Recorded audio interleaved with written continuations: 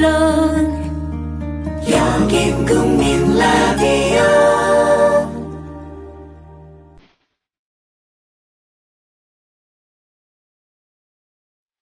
예비군 민방위 훈련장 같은 안보 특강은 가라. 여기 진짜 안보 특강이 있다. 김종대, 정욱식의 진짜 안보.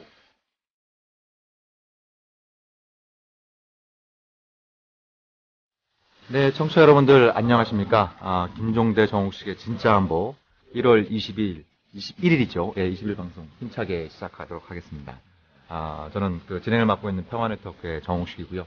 안녕하십니까. 김종대 편집장입니다. 어떻게 한 주 동안 잘 지내셨습니까? 아이, 뭐 난리도 아니에요. 오늘 무슨 일이 있었는데요? 아니, 뭐 전부 세금 폭탄 때문에 열받아가지고 네. 전쟁 난 것 같아. 네.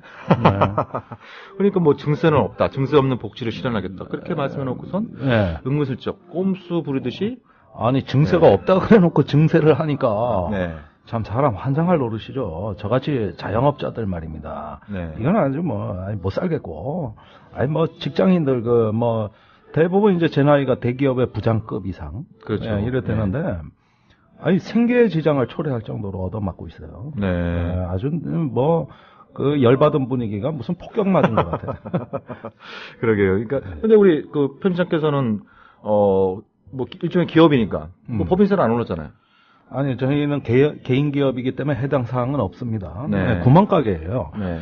그러나 뭐 남의 일이 아니죠. 그리고 대기업의 또 법인세는 소득세 올라가는 거에 비해서 한참 또 내려갔지 않습니까? 네. 결국 월급쟁이들 돈 뜯어서 대기업에 쌓아둔 거란 말이죠. 그렇죠. 최근에 박근혜 대통령 지지율이 막 절벽으로 가고 있어요.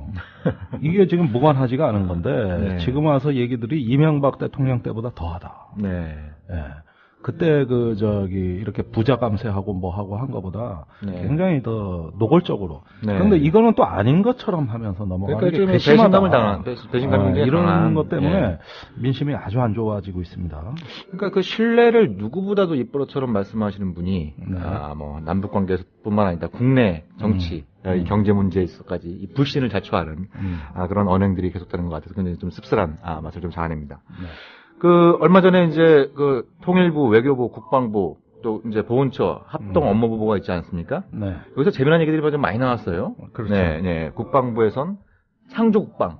예, 그래서 창조국방이 뭔지 그 내용을 보니까 굉장히 좀 흥미로운 내용들이 많이 있습니다. 예. 예, 입안한 분들이 헐리우드의 SF 영화를 좀 많이 보시지 않았나 이런 생각이 들 정도로 좀 황당한 얘기들이 좀 많이 있어서 예. 일부 때에는 좀 그 얘기를 좀 집중적으로 좀 다뤄보고요. 그러죠.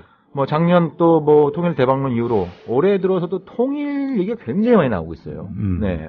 업무 보고의 거의 절반가량이 통일 얘기로 채워질 정도로 마치 과거 그 통일운동 단체를 보는 것 같아요. 네. 그래서 올해를 통일 원년으로 선포하겠다 뭐 이런 얘기까지 나오고 있는데. 대단해. 네. 근데 이상하게 박근혜 정부에서 통일을 말하면 말할수록 통일과 멀어지는 것 같아요. 네. 일종의 박근혜 패러독스라고 부를 수 있을 정도로 통일을 말하는데 통일이 좀 멀어지고 있는 이런 좀 현실을 또 2부 때 한번 좀 진단해보는 그런 시간 갖도록 하겠습니다. 오늘 주제는 창조국방. 창조국방. 예, 19일날 국방부가 대통령한테 업무 보고하면서 네. 창조국방을 굉장히 강조를 많이 했단 말이죠. 많이 했어요. 네. 네. 우선 어떤 업무 보고 내용 가운데 우리 김종대 편집장께서 주목한 내용들 좀 소개 좀 해주시죠. 그러니까 이게 창조국방이라는 말의 뜻이 뭐냐, 이걸 먼저 좀 알아봐야 될 것 같은데, 이 창조국방이라는 건 국방에만 창조가 붙는 게 아니라 지금 모든 어떤 국정의 영역에 다 창조자가 붙고 있죠. 네. 또 정부 3.0 프로그램도 있고 거기에 맞춰 국방 3.0이라는 것도 나왔고요. 네. 근데 올해 키워드는 누가 뭐래도 창조입니다. 네. 사실 과거에 썼던 혁신이란 말의 변주행이에요. 네. 혁신이라는 말로 다 통하던 것인데 이제 뭔가 차별화를 위해서 이 말을 쓰는 게 아닌가 생각이 듭니다. 그 뜻은 뭐냐 하면은 현대 정보통신기술 ICT라 그러죠. 네. 이런 정보통신기술과 과학기술을 국방하고 접목시키겠다. 네. 그래서 새로운 국방 가치, 어떤 국방 혁신의 가치를 창출한다. 이런 뜻이 이제 창조국방의 뜻으로 돼 있는데 아마 들으면 들을수록 이게 뭔 말인지 더 모르실 것 같아요. 그러니까 국방부가 이거 설명하면서 재미난 표현을 썼어요. 역비대칭 전력. 역비대칭 전략은 이제 그걸로 인해서 나온 네. 그 밑에 이제 하위 개념이 되는 거죠. 네, 네. 그러니까 사실 이 창조국방, 융합 이런 용어들은 기존에 있던 용어의 재탕이에요. 그렇죠. 정보통신 기술을 국방에 활용한다 하는 것은 우리가 1990년대 구호입니다. 네. 그때 클린턴 대통령이 나와가지고 현대 IT 기술을 활용한 어떤 국방 혁신이라는 걸 그렇죠. 주창하고 나서 가지고 그 다음부터는 RMA라고 해서 군사 혁신이라는 말이 한동안 풍미를 했거든요. 네. 사실 이거하고 내용이 똑같아요. 그렇죠. 내용이 똑같은 거를 박근혜 표라는 걸 강조하기 위해서 앞에 창조를 붙인 겁니다. 네. 그러면은 뭡니까? 현대 정보통신 또 과학기술 이런 것들을 국방에 접목시킨다. 그럼 언제 안 했냐? 그러니까요. 언제는 안 했냐? 이거 네. 20년 넘은 얘기거든요, 벌써. 한참 된 얘기예요. 예. 그런데 뭔가 새로운 것처럼 내놔야 된단 말이지. 그래서 내놓은 것 중에 하나가 역비대칭 전력이잖아요. 역비대칭. 그러니까 이제 이게 좀 그 맥락을 좀 설명을 드리면 왜 이제 1990년대 들어갔고 이제 이 남북한 사이에 재래식 군비 경쟁은 사실상 끝나지 않았습니까? 그러니까 북한이 재래식 군비 경쟁에서 밀리니까 핵, 탄도미사일, 뭐 특수부대, 잠수함, 뭐 최근 논란이 되고 있는 뭐 무인기, 이런 것처럼 남한이 갖고 있지 않거나 남한이 비중을 주지 않은 그런 어떤 무기에 북한이 투자함으로써 북한이 이제 그러니까 비대칭적인 우위를 달성하겠다라고 하는 것이 그래서 이제 뭐 그 비대칭 전력이란 말이 90년대 이후로 굉장히 좀 많이 사용되지 않았습니까? 네. 그래서 역비대칭이라고 하는 건 북한보다 남한이 훨씬 더 그 정보통신 기술이 뛰어나니까 그 기술을 무기체 개발에 집중적으로 투자해서 북한이 갖고 있지 못한 무기를 개발하겠다. 그렇죠. 이런 의미를 갖고 있는 거죠. 예. 그러면 이제 북한을 따라잡는 식의 군비 증강은 안 해야 된다고. 네. 근데 그건 그거대로 한다는 데 문제가 있어요. 예를 들면은 북한의 전체가 몇 대다. 포가 몇 문이다. 비행기가 몇 대다. 뭐 잠수함이 몇 척이다. 이런 것에 따라서 우리 대응 전력을 또 증강하는 겁니다. 이걸 전력 지수론이라고 하는 거예요. 그러니까 우리가 몇 대를 갖고 있느냐, 몇 척을 갖고 있느냐, 몇 문을 갖고 있느냐 이런 것이죠. 이런 전력 지수론의 패러다임을 그럼 폐기했느냐? 그건 아니에요. 그럼 그거대로 가는 겁니다. 거기에 돈이 마구마구 들어가요. 그런데 이런 식으로 해서 안보를 다 설명할 수가 없으니까 북의 비대칭 무기엔 우리 역비대칭 무기라는 것이 있어서 또 이런 식으로 또 북한을 이제 압박할 수 있다고 보는 건데, 그 비대칭이라는 용어의 마술에 있습니다. 그러면 북한의 장사정포나 잠수함이나 특수부대가 없었냐? 있었어요. 있었죠. 아니, 70년대부터 있었고, 이제 북한의 장사정포는 성능이 하향곡선이에요.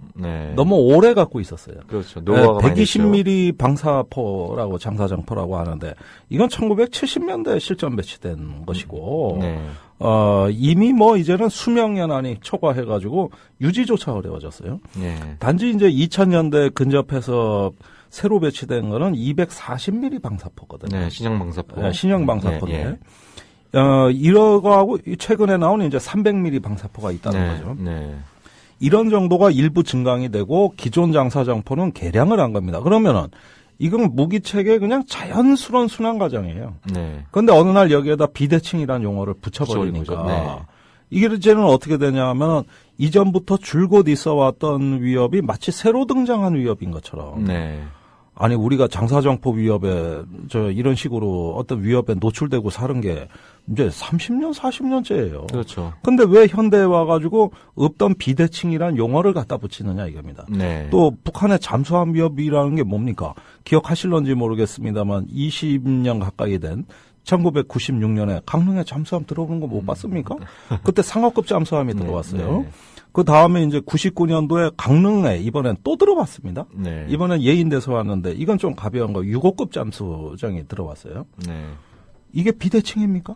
30년 된 모기, 40년 된 모기가 왜 이제 와서 비대칭이라는 거야?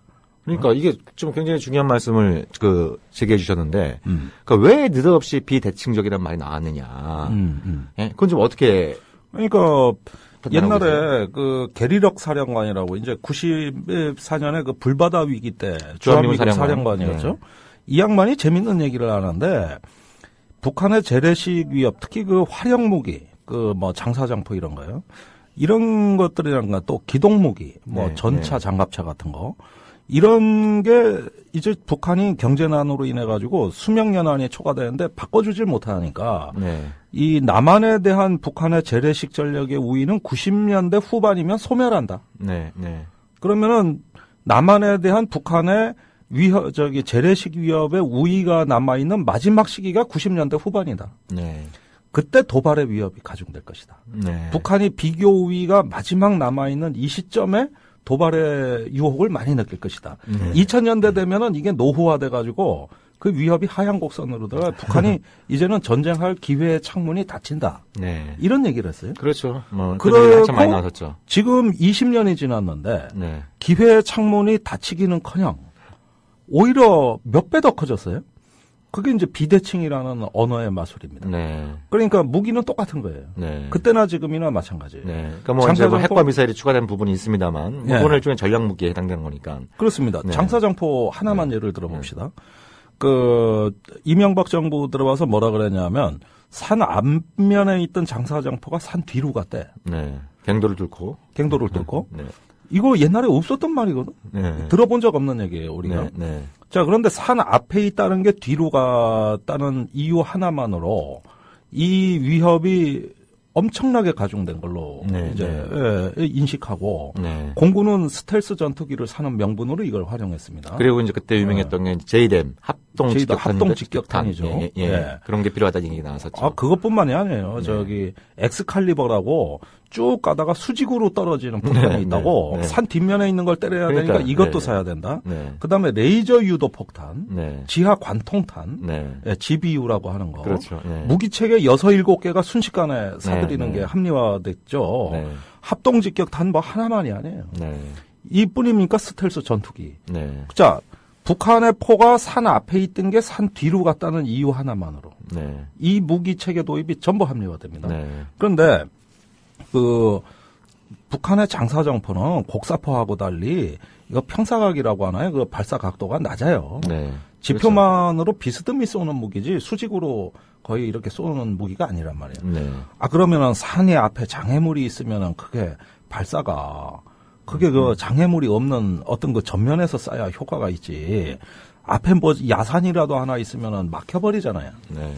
그러니까 산 뒤에 있다는 거 우리로서는 마다할 일이 아닙니다. 그다음에 갱도를 뚫고 산 앞으로 나온다는데 그 갱도를 뚫는 비용과 시간도 문제라는 거야. 네.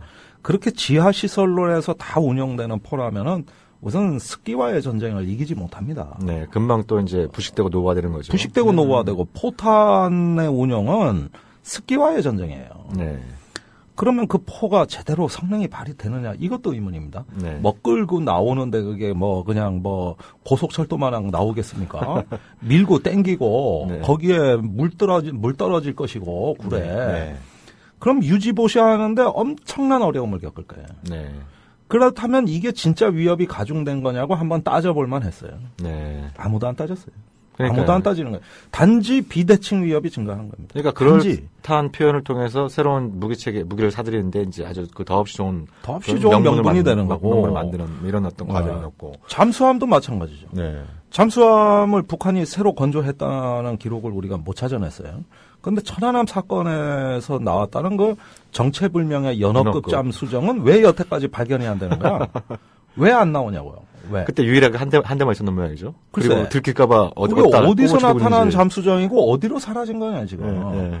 그리고 무슨 잠수함을 한 대만 만들겠습니까? 그러니까요. 이왕 만드는 거 여러 네. 대 만들지. 네. 근데 왜 눈에 안 띄냐고요? 네. 왜 안 따져보냐고 이거. 네. 그런데 뭡니까? 그런 거 저기 대비해가지고 그 우리 서해오도 전력 증강해야 되는 것이고 그다음에 또 뭐요? 특수부대가 20만이라는데 전 세계에 적국의 후방에 20만의 특수부대를 침투시킬 수 있는 나라는 이 지구상에 존재하지가 않습니다. 네. 아니 우선 20만이란 숫자 자체가 이건 이미 특수부대가 아니에요. 그러니까요.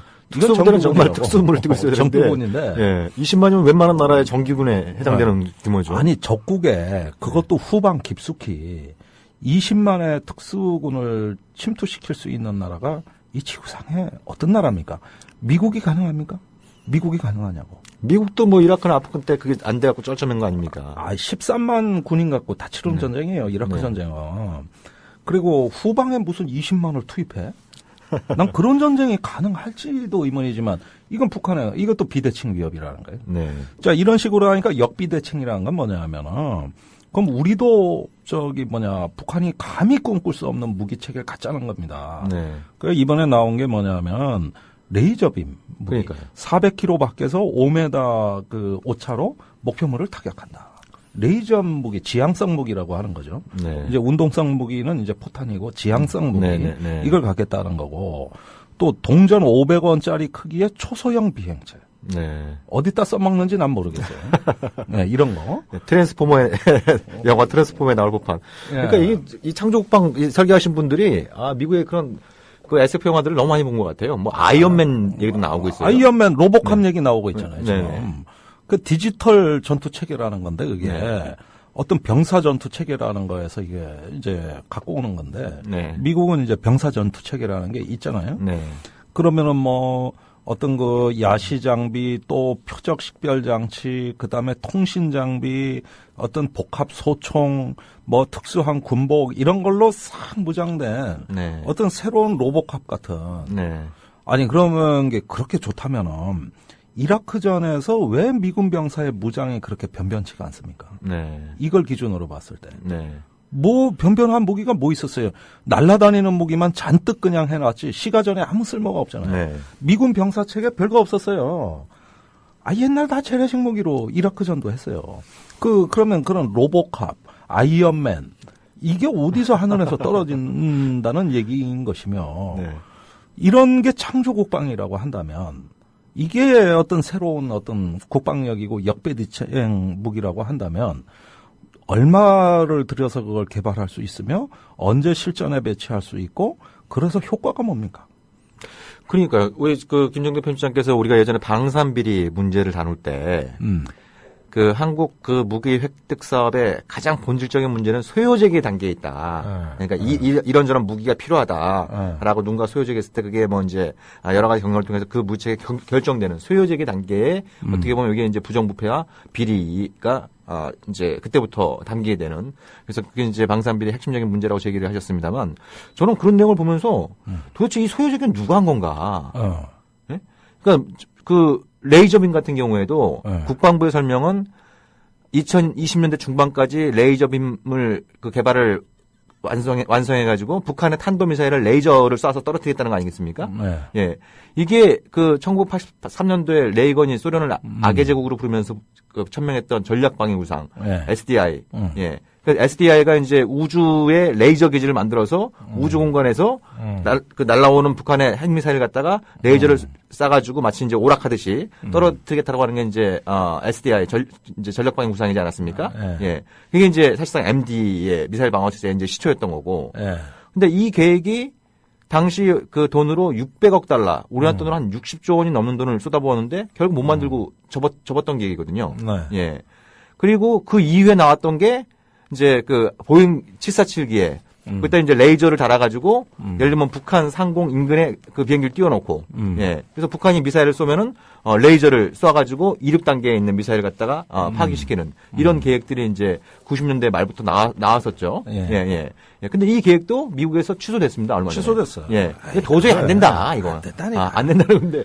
근데 미국이 그렇게 엄청난 돈과 기술력을 투자해서 개발 실패한 MD용 레이저빔을 지금 한국이 개발하겠다. 예, 이렇게 지금 나오고 있는 상황이잖아요. 아니 국방부가 무슨 백일몽을 꾸고 있는 거 아닌가. 예. 아니 원래 군사혁신이라는 건 이런 게 아닙니다. 아주 누구도 생각하지 못했던 기똥찬 아이디어로 보지도 못했던 새로운 무기가 나오는 게 군사혁신이 아니거든요. 간단한 거예요. 기존에 있는 재래식 무기와 재래식 어떤 방법을 보다 좋은 방향으로 재활용하는 게 혁신입니다. 예를 들어서 독일군 보면은 그 차량과 포를 통합하면 어떨까? 포는 포대로 쓰고 차량은 차량대로 쓰고 있거든요. 야 이걸 한번은 위에 얹어서 한번 같이 써보자. 그래서 나온 게 전차 아니에요. 그렇죠. 얼마나 혁신적입니까? 깜짝 놀랄 거예요. 네. 북한군을 예를 들자면은 전 대표적으로 땅굴이라고 봐요. 이건 군사 혁신이고, 그 다음에 이순신 장군 같은 거북선. 네. 자, 이미 다 있는 기술, 이미 다 있는 방법을 보다 창조적으로 한번 활용해 보는 거예요. 네. 이 차이가 전쟁의 양상을 바꾸는 겁니다. 네. 네. 그렇다면은 무슨 뭐 500원짜리 동전 크기에 무슨 비행체 뭐 레이저빔 언제 될지도 모르고 누가 할 수도 있을지도 모르는 돈이 얼마가 들지도 모르는 이게 혁신이라고? 이거 아니에요. 그런 게 아니라 있는 방법. 우리나라 무기체계 770종이나 돼서 아주 사방에 널려 있거든. 네. 이걸 어떻게 활용해야 될지도 몰라. 지금 한국군이 쩔쩔매고 있어요. 네. 야, 이렇게 한번 활용 방식을 우리가 바꿔본다. 이런 걸 혁신이라고 하는 거고 창조라고 하는 건데 예를 들면은 휴전선 개가 지키면 안 됩니까? 왜 사람이 지켜야 돼? 군견 있잖아요. 네. 잘 훈련된 군견 하나가 10사람보다 더 잘해요. 개는 영역에 네. 자기 영역에 민감한 동물이라서 네. 매일 일에 순찰을 시키면서 요게 네 영역이야. 이래 놓으면은 북한군 한 명만 들어와도 자다가도 벌떡 일어나 가지고 네. 그냥 제압해 버린다고. 왜 사람이 해야 돼? 해도 안 되잖아. 놓고 기순하는 거 못 봤어요? 와가지고 똑똑도 들여가지고 어떻게 오셨어요? 기순하러 왔는데요? 아 이리 앉으시죠. 아 병사들 이런 경계하고 있었던 거 아닙니까? 네. 개를 갖다 놔봐. 그랬겠냐고. 안 그랬을 거 아니야. 그리고 군견 이미 많잖아. 700마리나 되잖아. 네. 이거 한 7,000마리로 늘리고 병사 10분의 1로 줄이면 안 되는 거야? 왜 안 된다는 거야? 그 다음에 옛날 군사혁신을 조성태 장관 때, DJ 때 한다 그럴 때, 한때 고양이 활용 방안도 나왔어요. 고양이요? 네. 적용용 고양이, 예. 고양이. 고양이가 네. 어떤 사람에 대한 추적 기능이 그렇게 좋다네? 그래서 미국에서 한번 실험을 한 적이 있거든요. 네. 특정 요인을 암살하기 위한 용도로 네. 고양이에 폭탄을 달아가지고 특정인만 계속 추적하는 거야. 얘는 그렇게 훈련이 되는 거야. 네. 네. 아, 차라리 개고양이. 암살용으로 고양이를. 뭐 그렇게 돈 많이 네. 들여서 할 거 없이. 차라리 휴전선 경계도 그러고 개고양이 활용하는 혁신을 하는 게 내가 보기엔 더 나을 것 같은데. 그렇죠. 뭐 대통령께서도 진돗개가 청와대 실사라고 하셨으니까 창족방으로. 그러니까 진돗개, 사냥개, 또 워치견 다 나오잖아요. 네. 개판 아니야, 그지? 네. 그러니까 이것도 개가 하게 하면 어떨까? 훨씬 잘하겠지, 사람보다. 훈련만 잘 시켜봐요. 제 말대로 됩니다. 네. 굳이 뭐 그렇게 로봇캅 안 들여와도 돼. 그 다음에 경계과학화 한다고 감시 장비를 무지 깔아놨어, 군사분 계산일 때. 네. 근데 그걸로 감시가 안 되더라는 거야. 그렇죠. 그러니까 사람을 거죠. 못 빼는 거야, 지금. 네. 그러면 개를 투입하는 방법밖에 없는 겁니다. 이게 생물 장비라고 네, 하는 네. 겁니다. 네. 이런 혁신도 존재하고요. 마지막에 더 경악할 만한 이번 창조국방에 네. 아주 깜짝 놀랄 내용이 사물 인터넷과 생체 인식 기술을 활용해서 훈련 병사를 관리하겠다. 아, 그게 또 거듭 나왔어요. 확인됐습니까? 나왔습니다. 예. 이거 뭡니까?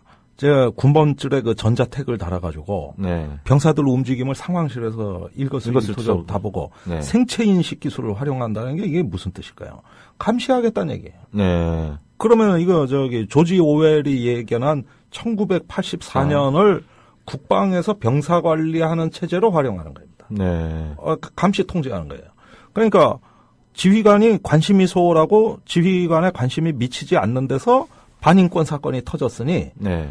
그 대책은 당연히 감시를 더 강화해서 네. 지휘의 사각지대를 없애겠다. 이 발상입니다. 이거 절대 해서는 안 되는 거거든요. 그럼요. 아니, 지금 사실 한국 군대가 그런 통제와 감시가 부족해서 그런 군대에서 사망사건이 발생하고 폭행사건이 발생하고 군기사고가 나오고 이런 게 아니잖아요. 아니, 그러니까 24시간 완벽히 감시하면 사고는 안 터지겠지. 사실은 몰래 할 수는 없으니까 완벽하게 스트레스를 어떻게 감당해요? 그러니까 감시하는 사람도 스트레스를 받고. 지금 국방부 대책이 뭡니까? 병영문화 혁신이라는 게 먹고 입고 자고 생각하고 노는 것까지 통제하겠다는 거예요. 네. 아니 실제 그런 내용이에요. 그런데 사람이 하는데 한계가 있으니 기계로 기술로서 하겠다.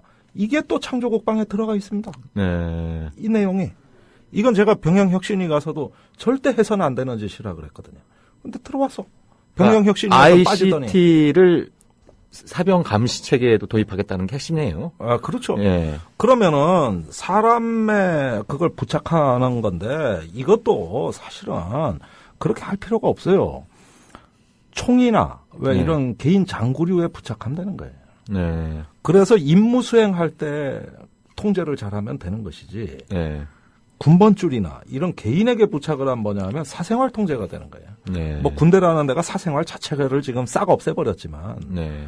여가 시간도 또 다른 업무 시간으로 만들어놨지 않습니까? 네네. 이게 병영의 지금 현실이잖아요. 네. 그런데 그걸 통제해야 한다고 하는 것은 이것은 이 기본권을 제한하고 자율성을 침해하겠다는 얘기이지 결코 임무 수행 능력을 증진하겠다는 얘기가 아닙니다. 네. 그러니까 이 혁신안은 잘못된 혁신안인 거예요. 네. 아니 근데 작년에 그 문제 제기를 강하게 하셨는데도 그러니까 결국에 병영 혁신에서 창조법안으로 빠졌어. 들어갑니까? 빠지고 고리로 들어갔어요. 고리로 들어갔어요? 네, 고리로 들어간 거예요. 그러니까 네. 요거 잘 걸렸다. 이거 절대 해서는 안 돼. 그러니까 네. 빼겠습니다. 예. 그리고 딴 데 넣어버리는 거예요. 네. 대통령 업무 보고하는 거예요. 그러니까 그 60만 대군의 군번줄에 그런 그 사물 인터넷, 그러니까 뭐 일종의 칩을 심는 거겠죠?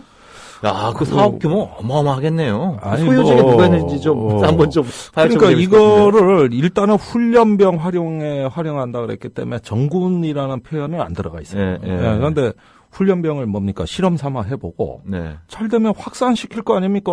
예. 그걸 완전 이제 노다지네요. 하겠다는 거 아니에요, 지금. 예. 그러니까 이런 어떤 저기 뭡니까? 그런데 최신 기술 적용하기 이전에요. 네. 지금 뭐냐면 병사들 의료 체계 개판이잖아요. 그렇죠. 저 제대로 된 치료 못 받고 제때 약 못 먹어서 죽는 사람이 생기지 않습니까? 네. 좀 인간답게 사는데 우선 투자를 할 일이지. 감시하고 통제하고 그다음에 잔소리하려고 지금 이 기술을 도입한다는 건 말이 안 되는 거예요. 이 발상 자체는 반인권적인 거죠. 네. 예. 그게 창조국방에 들어가 있어요. 네. 환장할 얘기죠. 네. 이거 참, 뭘 창조하겠다는 건지 참, 이게 참, 일단 또 이해가 안 가는. 그래서 저는 그 사물 인터넷 말씀하셨길래, 아이고, 그냥 얘기 한두 번 나오다가 들어가겠지. 그렇게 생각하고 있었는데, 이게 이제 창조국방에 들어갔단 말이죠, 이게 지금. 아주 집요했습니다. 네, 네. 그래서 제가 그걸 다신 해서는 안 된다는 뜻으로 쐐기를 박으려고 자꾸 한 얘기인데, 네. 업무 보고서에 보니 나와 있으니 이게, 결국은 아무리 죽여도 죽지 않고 살아난단 말이에요. 네. 이런 식으로 해가지고, 지금 우리 병영의 어떤 전체주의형 병영을 만들고 이렇게 지향한다는 건 뭘 의미하느냐. 우리의 어떤 그 인간으로서의 가치, 어떤 인격권이 침해당하는 겁니다. 모든 것이 통제받아야만 안전해지는 세상이 됐다는 거예요. 네. 그런 인식 위에서 앞으로 어떤 그 빈틈없는 관리가 이루어지는데 아마 전 세계에 이렇게 24시간 365일 인간을 통제하고 관리하는 그런 군대가 대한민국 군대 말고 또 있을까? 그러니까요. 이게 정말 그 자유민주주의 국가에서 정말 전체주의적 군대로 그러니까 가고 있는. 진짜 병영 문화에서 혁신하고 싶으면은 예. 자 이렇게 관리가 어렵다. 그럼 어떻게 혁신해야 되느냐? 관리 안 하면 되는 거예요. 네. 외국의 훈련병들 주말에 다 집에 가요. 네. 훈련 받다가도 나 이제 주말 됐어. 그러면은 집에 가는 거예요. 월요일 날 훈련소로 출근한다는 거예요. 네. 그러면 관리할 게 확 줄어드는 겁니다. 일과 시간 이후에 뭐 감시하고 통제한다? 안 하면 될 거 아니야. 안 하면은. 네. 그다음에 휴일에 다 집에 가라 그러면 될 거 아니야. 네. 그러면 관리 안 하는 것도 되는 거예요. 그렇죠. 그게 왜 안 되느니까. 그런데 갔다가 붙잡아 놓고 집에도 못 가게 하고 사실상 감금 생활을 시키려니까 얼마나 관리 소요가 많아지겠어요. 그러니까요. 여기에 돈 들어가지, 인력 투입해야지, 이제 뭐 사물 인터넷 기술 적용해야지, 이것도 연구하는 놈, 별하별 놈이 다 있고, 간부도 그거 관리하려고 하다 보니까 전방에 초급 간부들이 밤 10시에 퇴근 못 합니다. 네. 그리고 새벽에 또 순찰 나와요. 네. 어떻습니까? 관리하는 놈도 죽을 지경인 거예요. 그러니까요. 왜 이 비용을 써? 혁신 간단하지. 안 하면 되는 거예요. 안 하면은. 예, 그렇죠. 그거말로 정말. 그러니까, 이 근무 시간과 그 일과 시간을 확실히 구분을 해서, 네. 근무 시간에는 제대로 된 통제 체계를 만들고, 네. 그죠? 일과 시간에는 그 개개인의 자율성에 맡겨두는, 그런 방향이 정말 그 창조 국방일 텐데. 그게 혁신이지. 예. 그런 방향의 혁신이 아니라, 이런 식의 혁신이라면, 국가가 쓰잘데없는데 돈 들이고 애들 괴롭히고 이렇게 모아놓고 이런 걸 관리 책임만 잔뜩 야전부대에 짐을 얹어가지고 말이죠. 네. 지금 여가 시간이 어떻게 돼 있는지 아십니까? 국회에서는 지금 인성교육에 바둑이 도움이 된다고 해서 예산 증액했고, 네. 그 다음에 독서 코칭을 하라고 또 140억 예산이 내려왔고, 네. 그 다음에 또 재능 기부를 해서 댄스 동아리, 영어 동아리 하라고 또 내려왔고, 네. 그러면은 지휘관 입장에서 보십시오. 성과 이제 내야죠, 애들 이제. 여가 시간인데 사실 여가 시간에도 잡무를 시켜요 요즘. 네. 근데 잡무도 해야 되고 그러니까 풀 베고 눈치 봐야 되고 네. 이것뿐만 아니라 야 애들 바둑 뛰라 그래. 야 애들 독서 코칭 시켜. 실적 내놔. 댄스 동아리 몇 건 했어. 영어 동아리 몇 건 했어. 네. 이게 여가 시간 맞습니까? 여가 시간의 의미가 뭡니까? 지 마음대로 한다는 뜻이에요. 그렇죠. 예, 뭐에 통제 안 받는다는 네, 걸 네, 그걸 여가 네. 시간이라고 해. 근데 여가 시간이 아니라 또 하나의 업무 시간이 돼 버렸습니다. 네. 예. 그러니 진짜 초급 장교들 진짜 피곤하겠네요. 진짜 피곤하지. 예산이 내려오면 감사가 내려오고 그렇죠. 감사가 내려오면 실적을 내놔야 돼. 그렇죠. 어떻게 나? 그다음에 저기 부모들하고 이제 소통한다 그래서 카톡 해야죠. 밴드 네. 해야죠. 이거 다 또 관리 업무죠. 네. 그다음에 공용 휴대폰 관리 업무 있죠. 네. 예. 이렇게 해가지고 빈틈없이 소통까지 통제해야 되는 거 아닙니까, 이제는. 네. 어디까지 가려고 이러십니까? 어디까지 가려고. 사람은요, 자유롭게 놔두는 게 존중해요. 이거는 국가가 너 이만큼 일해 하면은 그 일을 했단 말이에요. 네. 나머지는 네가 알아서 해. 이게 존중입니다. 그렇죠. 최고의 존중이고 배려예요. 네. 거기서 반인권 사건이 벌어진다고? 당연히 막아야죠. 왜 벌어지겠습니까? 서열 문화 때문에 그런 겁니다. 인권에 대한 의식 부족 때문에 그런 거예요. 네. 그걸 해결하자고 하는 것이지 통제하라 그랬습니까? 이게 이번에 창조국방에 떠드는 거예요. 네. 이거 방향이 맞냐고 이게. 예?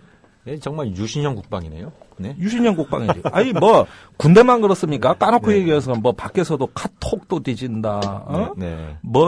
사찰 활동 강화되는가. 가만 놔두면 안심이 안 된다는 거예요. 안심이 네, 안 된다는 네. 거예요. 그래서 지금의 창조는 창조가 아닙니다. 이 창조의 의미란 건 뭡니까? 기존에 있는 것에서 새로운 가치를 발견하는 겁니다. 그런데 지금 창조는 뭡니까? 돈 쏟아붓고 더 통제하고 관리 대책 짜고 그다음에 잔소리하고 윽박 지르고 조여 붙이는 게 창조입니다. 네. 이런 게 어떻게 됩니까? 그다음에 역비대칭이다. 이런 말의 성찬. 에? 꿈을 꾸는 듯한 표현. 네. 그러니까 이게 뭐 과거에 창조 경제라는 표현 나왔을 때 이제 아주 우리 촌촌살인의 네티즌들이 이건 창조 경제가 아니라 참조 경제 이런 표현을 쓰지 않았습니까? 이제 국방도 이 국민들의 인내를 요구하는 국민들의 이 세금과 인내심을 요구하는 그런 형태로 이제 정말 참조 국방으로 가고 있는 것이 아닌가 뭐 이런 생각도 좀 이제 듭니다.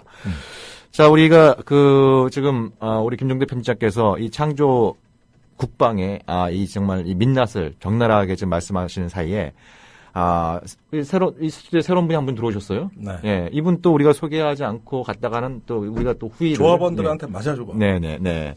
그러니까 이제 이번 주부터 이제 진짜 안보가 이제 개편됐는데요. 그래서 우리 개편된 진짜 안보에 우리가 아주 오군을 한 명 동맹 네. 세력을 네. 끌어내는 거지 이제. 우리 이 조합원 여러분들도 청취자 여러분들이 굉장히 좋아하시는 분이죠. 아무튼 이쯤 되면 게시판에 누구다라고 이렇게 좀 뭐 퀴즈 맞추듯이 좀 올라올 법도 한데요. 자, 우리 그럼 조금 궁금하게 놔둘까? 예. 야, 뭐 2부 때 살짝 할까? 살짝 좀 음성을 변조해서 안녕하세요. 네. 자, 우리 청취자들의 센스를 한번 우리가 한번 테스트해 보도록 이렇게 하도록 하겠습니다. 예. 그럼 좀 더 말씀을 좀 더 이어가 보면 또 국방부 업무 보고에서 재미난 게 또 하나 있더라고요. 예. 뭐라고 돼 있냐면 주변국 군사 지도자들에게 한반도 통일에 대한 공감대를 확산시키겠다. 이게 무슨 말이냐? 그러니까 주변국, 예, 주변에 어떤 나라들이 있습니까? 뭐 미국은 당연히 동맹국이고, 일본 있고, 중국 있고, 러시아 있고, 이런 나라들의 군사 지도자들에게 한반도 통일의 공감대를 확산시키겠다. 이게 이제 올해 아주 중요한 국방 정책의 목표가 돼 있어요. 근데 이거 위에 가장 위에 있는 건 뭐냐면 한미 동맹의 역량을 더더욱 더 강화시키겠다. 그래서 우리 이제 군사 전문가시니까. 한미 동맹을 강화하면서 주변국 군사 지도자들에게 통일의 필요성, 공감대를 확산시킬 수 있는 방법이 뭔가요? 이거는 급변 사태 대비해요. 그거의 아름다운 다른 표현이에요. 네. 그거는 작년에 국방부에서 문서가 나왔어요. 네. 예, 제가 그건 좀 설명드리는데 일단 우리가 하이파이브를 들어야 되니까 네. 예, 여기서 일단 마무리를 하고 듣고 입으로 일단 얘기를 이어나가자고요. 네, 예, 네. 그 말씀 드리겠습니다.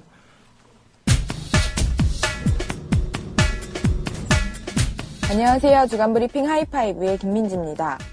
먼저 첫 번째 소식입니다. 국내 탈북자 단체와 미국 인권재단 관계자들이 또 대북 전단을 살포했습니다. 이들은 북한 체제를 비판하는 전단 10만 장을 19일 밤 파주시 일대에서 풍선 5개에 날려보냈다고 밝혔습니다. 또 설까지 북한이 대화에 나서지 않으면 김정은 암살을 다룬 영화 인터뷰 DVD를 대량으로 살포하겠다고 협박까지 했습니다. 설날까지 북한이 대화 제의라든가 이산가족들이 만남 이런 걸 확차는 경우에는 그때는 왕창 보낸다. 이런 경고 씁니다. 정부는 이와 관련해 전단 살포를 강제로 규제할 수 없다는 기존 입장을 재확인했습니다. 그러면서 주민들의 안전에 위협을 줄 경우 필요한 조치를 취할 것이란 입장만을 고수했습니다. 다음 소식입니다. 통일부는 19일 청와대에서 외교부와 국방부 등과 함께 실시한 통일준비 업무보고에서 실질적인 통일준비에 매진하겠다고 밝혔습니다. 북한의 남북공동기념위원회나 한반도 종단철도 시범운행 등 공동 프로젝트를 제안하겠다고 밝혔습니다. 한편 외교부는 북한 비핵화를 달성하는 데 의미 있는 육자회담 프로세스가 본격 가동될 수 있도록 주도적인 노력을 하겠다는 구상을 밝혔습니다. 박근혜 대통령은 북한이 대화에 호응해 올 수 있게 여건을 마련하라고 당부했습니다. 그러나 실질적인 조치에 대한 논의가 없고 대북 제안의 실현 가능성이 부족하다는 의견도 제기됐습니다. 김현철 인제대 통일학부 교수는 정부가 정책이 아니라 홍보로 접근하고 있는 것 같다고 지적했습니다. 10월 5일, 10월 9일 IS 합류를 원하면 터키로 가라. 하산에게 연락하라고 안내하는 글이 확인되었습니다.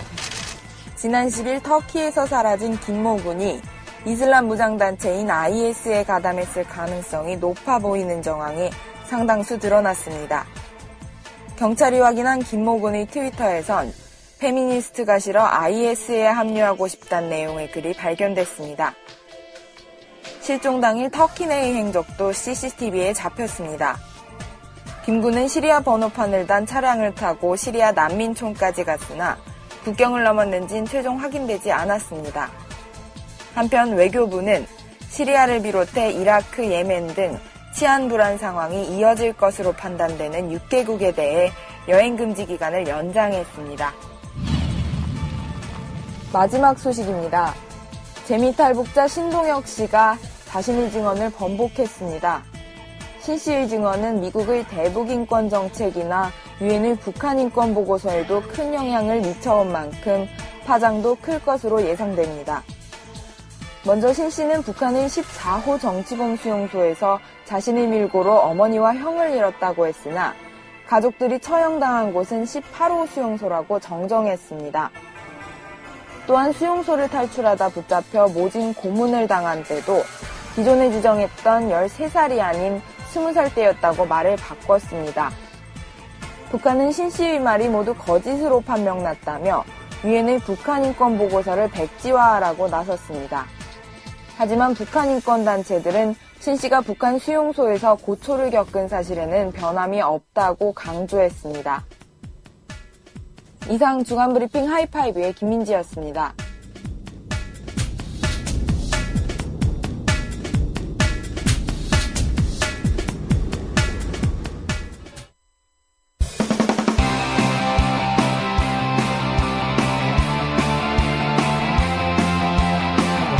지금 여러분께서는 군사전문지 디펜스 플러스의 김종대 편집장과 평화네트워크 정욱식 대표가 진행하는 국민라디오 김종대 정욱식의 진짜 안보를 듣고 계십니다.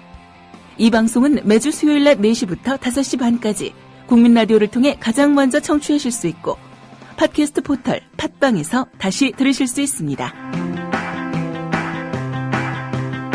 네, 진짜 안보 계속 이어가겠습니다. 지금 앞에 계신 분이 본인을 위장하기 위해서 야옹했는데 너무 티난다는 댓글이 이어지고 있습니다. 다 알아. 네, 티 났으니까 본인 소개 좀 해주시죠. 네, 안녕하세요. 국민TV 아나운서 문희정입니다. 네. 목소리 카리스마 있어요. 확실히. 예. 근데 어인일로, 문희정 아나운서와 진짜 안보. 이렇게 좀 잘 어울리는 것 같나요? 아니. 어쩌다가 여기까지 오시게 됐어요? 아니, 이제 개편의 효과인데. 네. 앞으로 우리 진짜 뭐의 45분은 네. 문희정 아나운서하고 저하고 진행을 할 거예요. 네. 네. 제가 이제 배 아파서 어떡하죠? 아니, 정욱식 대표는 또 새로운 사람을 게스트로 모셔가지고. 저도 여성 게스트만. 승부하세요. 네. 콘텐츠로. 소문에 듣기에 김종대 편집장께서 저를 콕 찍었다라는 얘기가 있더라고요. 그런 얘기를 누가 해? 나 미쳐. 아니, 뭐, 싫지는 않지, 솔직히. 네. 그리고, 목소리만 들으면은 사실은 황홀하죠. 아니. 잠깐만요. 잠깐만요. 지금 목소리만 들으면. 주로 이제 목소리를 저기 많이 이제 들어오셨으니까. 그러면 이 진짜 한번 방송 개편의 배우에는 김종대 편집장이 계셨던 거예요? 저를 떼어내고, 너는 이분화 해라. 네가 뭐 게스트를 불러서 하던지, 네 혼자 떠들던지, 네가 알아서 이분을 너 혼자 너 혼자 하고, 나는 문희정 아나운서랑 놀겠다. 이런 의도를 갖고. 우리가 방송을 1년 넘게 했는데, 그러면 청취자들한테도 이런 뭔가 변화, 약간의 충격이 필요하지. 어떻게 맨날 하던 근데 제가 변화의 희생양이 되는 것 같아요. 어떻게? 아니, 그러니까. 아니, 저기요, 두 분? 제일 큰 희생양은 저거든요. 쥐뿔도 모르는데, 저는 그냥 국민TV에서 꾸준히 진짜 안보를 들은 것밖에 없거든요. 네. 그거 가지고도 지금 두 분과 대화를 할 수 있을지 저 심히 걱정되거든요. 꾸준히 들으셨다 그러니까 한번 우리가 한번 물어보죠. 질문 안 받겠습니다. 예. 그런데 우리 진짜 안보가 조금 매일 어떤 그 매너리즘에 젖는다는 느낌이 들어가지고 굳이 좀 변화를 도모한 겁니다. 아무리 좋은 방송 또 많이 사랑해 주신다 그러지만은 하던 대로 하다 보면 아무래도 사람이 좀 나이브해지고 좀 동어 반복이 되고 이런 게 되는데 지금 문화 아나운서가 계시면 그래도 우리가 조금 신경 쓸 거 아니야, 그죠? 신경 써야 될 거 아니야. 그러다 보면 제가 또 표정이 달라요, 거잖아, 그죠? 저랑 진행할 때랑 표정이 달라졌어요, 표정이. 왜 그래야? 아니, 저는 진짜 안보가 처음 시작할 때만 해도 그렇게 할 이야기가 많을까 싶었어요. 근데 우리 사회에서 군 문제, 국방 문제, 안보 문제 뻥뻥뻥 계속해서 터지지 않습니까? 그래서 얘기할 거리들이 너무 많은 거죠. 너무 그리고 많죠. 네, 저희가 사실은 기존의 다른 언론사에서 기사를 통해서 접하는 내용들이 어렵습니다. 어려워. 네, 어렵습니다. 솔직히. 안보 관련은 해서 나오는 문제들은 다 어렵게 느껴지는데 이 시간에 두 분께서 쉽게 풀어주시잖아요. 그래서 우리 그 청취자분들이 다른 기사 나오는 건 믿지 않고 사실은 진짜 안보를 통해서 제대로 된 얘기들을 접하고 계신 것 같아요. 그러면은 문화 아나운서가 이제 국방의 세계를 여행을 하는 거야. 네. 나는 가이드를 하는 거죠. 네. 그럼 가이드가 그 여행객한테 설명해 주듯이. 그렇죠. 이것이 바로 방송의 컨셉이 되는 겁니다. 네. 한 가지 일화를 말씀드릴게요. 지난주에 그 진보 성향의 정당이 백령도에 해병대 부대를 위문 간 적이 있습니다. 거기에 당 대표이야 당직자들이 다 갔어요. 네. 정의당의 심상정 대표가 가신 거 아니에요? 아니, 안 좋은 얘기 하려고 그랬는데 또 이렇게 얘기하면 안 좋은 그런데 제가 디펜스 거짓말 안 하고 거짓말 안 하고 전화 12번 받았습니다. 12번. 방명록엔 뭐라고 써야 됩니까? 밥 먹을 땐 뭐라고 건배사 해야 됩니까? 브리핑 할 땐 뭐라고 질문해야 됩니까? 가면서 배 안에서까지 전화를 줬다. 이게 바로 군대에 대한 시민의 일반적인 태도예요. 근데 두렵잖아. 사실은요, 그 두려움이 어디서 나온지 아세요? 어디서 나와요? 그러니까 그냥 잘 모르는 문화니까 예전 같았으면은 잘 모릅니다라고 얘기를 해도 어느 정도 허용이 되는 분위기였는데 군 내에서 사건 사고가 워낙 많이 터졌잖아요. 그러다 보니까 민간인들이 군에 시찰을 하러 가서는 정말 사소하게 하는 행동 하나하나가 다 문제가 되는 거죠. 그걸 겪다 보니까 가뜩이나 잘 모르는 분야였는데 거기다가 플러스해서 어느 행동을 해야 될지 말아야 될지 기준조차 잡지 못하는 미지의 공간이 더 돼버린 거죠. 두려움의 공간이 돼버린 거예요. 그러면 그러니까 그게 일종의, 어떻게 네. 국민의 군대입니까? 국민의 군대 아닙니다. 저희는 무섭습니다. 솔직히 네. 모르겠습니다. 네. 그리고 파이팅을 하다가 사진이 찍혔는데 그게 굉장히 국민들의 지탄을 받지 않았습니까? 네. 지금 시국이 어떤 시국이고 군에서 우리 아들들이 몇 명이 죽었는데 지금 뭐 하는 거냐라고 얘기하지 않습니까? 네. 그러다 보니까 저희도 전문가가 아닌 상태에서는 그 네. 문제를 접근을 하고 또는 이야기를 할 때 네. 단어 하나하나가 조심스러울 수밖에 없습니다. 그러니까 뭐 우리 그 심상정 의원의 좀 에피소드도 말씀하셨습니다만 네. 이게 이상하게 과거에는 어떤 좀 레드 컴플렉스라는 한마디에 이제 우리 사회의 어떤 그 굴절된 이 안보 문제를 바라보는 아마 분단된 현실이 있습니다만 이제 뭐 그런 것들이 함축되어 있었는데 일종의 이 진보적인 인사들이 안보 컴플렉스 이런 것들을 좀 갖고 있는 것 같아요. 얼마나 그러니까 두려워. 말 한마디 잘못했다가는 바로 그냥 갈 수 있다라고 하는 이런 군부대 공포심이 가는 갖고 있는 거는 거죠. 관계를 증진하자고 가는 거잖아요. 네. 네. 근데 그것을 가면서도 저렇게 두려워한다. 난 그게 더 뜻밖인데 사실 시민의 군대, 국민의 군대 아닙니까? 그렇다면은 그 군대가 그 국가 안에서 잘 자리 잡기 위해서는 시민들하고 친해야 되는 거거든요. 근데 시민이 군대를 보는 시각이 이렇게 두려움과 공포심으로 가득 차 있다는 거는 이 군대가 무언가 실패하고 있다는 거예요. 그걸 의미하는 겁니다. 네. 사실 그렇지 않다면은 우리가 세금 내서 우리가 만든 군대예요. 잘 써먹자고 만든 군대입니다. 그런데 왜 이렇게 두려워해야 됩니까? 이게 대다수 정치인들이 군을 바라보는 시각인데 뭘 좀 소통하고 친해지려고 해도 무슨 종북이니 무슨 반국가 뭐니 이러면서 그냥 대화의 소통의 셔터문을 꽉 내려버리지 않습니까? 네. 그래서 두려워진 거예요. 네. 그래서 두려워진 거예요. 그러니까 지금 그 댓글로 우리 문 아나운서님을 환영하는 게 주류를 이루고 있습니다만 걱정하시는 분들도 계세요. 행복한 둥이맘께서 또 들리네. 그러니까 이제 문희정 아나운서의 목소리를 얘기하는 거죠. 너무 일을 많이 하셔서 몸이 더 힘들어질 것 같아서 걱정이다. 자, 그러니까 앞으로 우리 김종대 편집장께서 우리 문희정 아나운서를 힘들게 했다가는 이 조합원들한테 어떤 해코지를 당할지 모릅니다. 제가 책임져야죠. 제발 책임지지 말라고. 예. 그 말에 더 힘들게 만드는 그런 상황이네요, 지금. 그럼 나보고 어떡하란 말이에요? 아니, 제가 국민TV에 와서 정말 많은 프로그램들을 했어요. 뭐 경제, 역사, 정치, 문화, 인문학까지 다 했어요. 지금 드디어 국방 문제까지 들어왔습니다. 안보까지. 그 이제 전과목 다 탈방민이 되신 거죠. 예, 저는 진짜 전과목 이수를 하고 있는 중입니다. 이번에 기생충 관련해서 제가 또 공부를 하고 있거든요. 아, 서민 박사. 그 정준호 선생님이라고 기생충 학자랑 같이. 그래서 저는 저희 조합원들이 인정하셨어요. 신부 수업만 하면 된다. 그래서 신부 수업 관련 방송을 하나 만들어야 되지 않을까라는 생각을. 그러면은 저기 중에 저기 아들이 언젠간 군대 갈 거 아니에요? 그렇죠. 그것을 지금 미리 수업을 해놓는 거죠. 그렇죠. 신부 수업의 한 과목이군요. 네. 요즘 대한민국에서 엄마를 잘하기 위해서는 군대 잘 알아야 됩니다. 그게 사실 새로 바뀐 문화 중에 한 부분인 것 같아요. 그러니까 예전에 어머니들은 아들 군대 보내놓고 나서 편지로밖에 몰랐다면 지금은 밴드도 운영이 되고 그다음에 카페도 있고 그렇죠. 그래서 굉장히 많이 소통을 하고 있고 열렸다라고 생각을 하고 엄마들이 좋아해요. 엄마들이 좋아하는데 왜 문제는 더 빵빵 터지냐고요. 그래서 왜 한참 이제 작년에 군 사건 사고 많이 났을 때 어떤 예비역 장성이 뭐 군대 가이드북인가요? 뭐 아무튼 뭐 그런 책을 써서 그 책이 이제 50대 여성들이 굉장히 많이 구매했다라는 그런 뉴스도 있었습니다. 그게 이제 우리 사회 이런 이제 이 군대에 대한 하나의 좀 비정상적인 그런 어떤 좀 현상의 한 단면을 보여준 그런 에피소드가 아닌가 싶어요. 그러니까 결국 소통하고 오픈했다라고 얘기하는 군대의 그 주장이 전혀 현실과 맞지 않는다. 그리고 그것도 역시 보여주기식 아니냐. 그렇죠. 그러니까 이런 어떤 억지로 소통을 만드는 거죠. 그러니까 이런 소통이란 건 뭐냐면은 그 소통의 본래 의미.